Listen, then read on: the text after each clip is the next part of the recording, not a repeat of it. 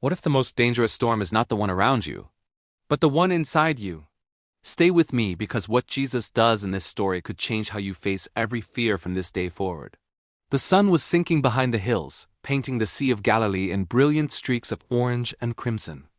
Thousands had gathered to hear Jesus teach, so many that the shoreline became too small. He stepped into a boat to speak, his voice carrying wisdom and healing that pierced the deepest wounds of the crowd. Hour after hour, he poured out strength, truth, and compassion. But evening came and Jesus was physically exhausted. He turned to his disciples and said, "Let us go to the other side." Those words held more meaning than anyone realized. A mission waited beyond the waves. The disciples secured the sails and pushed the boat from the shore. Jesus walked to the back of the boat, found a cushion, and lay down, his breathing steady, his rest peaceful. The disciples steered confidently at first. This was their territory, their sea. They joked quietly, the cool breeze refreshing their tired bodies, but beneath the surface, unseen currents stirred. Clouds rolled in, blackening the moon and swallowing the stars. Winds slashed against the sails like claws.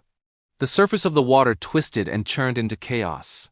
A violent storm erupted out of nowhere, like the sea itself had turned against them.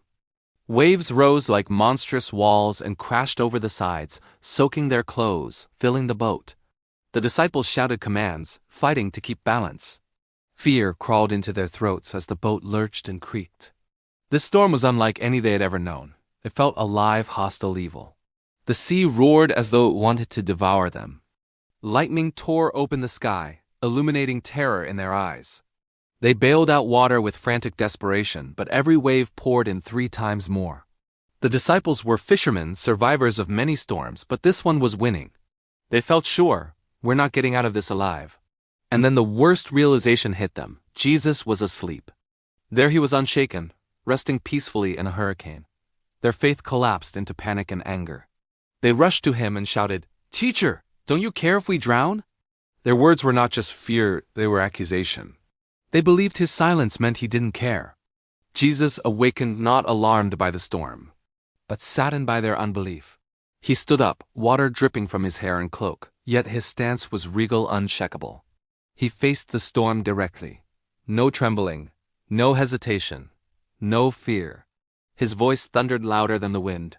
"Peace, be still." Instant calm. The wind vanished. The waves flattened into complete stillness. The sea became silent, like it remembered his voice from the day it was created. The disciples stared, mouths open, hands trembling, unable to comprehend what just happened. Jesus turned to them with gentle disappointment. "Why are you so afraid? Have you still no faith?" Their fear shifted, no longer of drowning, but of who they were standing beside.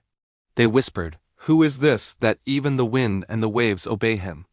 They had seen him heal bodies, restore sight, cast out demons. But now creation itself bowed at his command. This wasn't just a teacher. This wasn't just a miracle worker. This was the Lord of the sea, the voice behind the universe. The storm outside had been terrifying, but the storm inside them was worse. They trusted Jesus with other people's lives, but not with their own. They believed until fear challenged their faith. Storms reveal what we truly believe, more than sermons ever could. So what storm are you facing today? Maybe the winds of anxiety are shouting lies into your spirit. Maybe the waves of financial pressure are rising too fast. Maybe relationships feel like they are crashing apart. Maybe darkness feels thicker than hope. You wonder, "Jesus, are you asleep? Don't you see me sinking?" But hear this truth: his silence is not his absence. His rest is not indifference. He is calm, because the storm is not in charge. He knows the end from the beginning. And when the time is right, he speaks. The enemy will try to convince you the storm means God forgot you. But Jesus never said, "Let us try to reach the other side." He said, "Let us go." When Jesus declares a destination, no storm can change the outcome.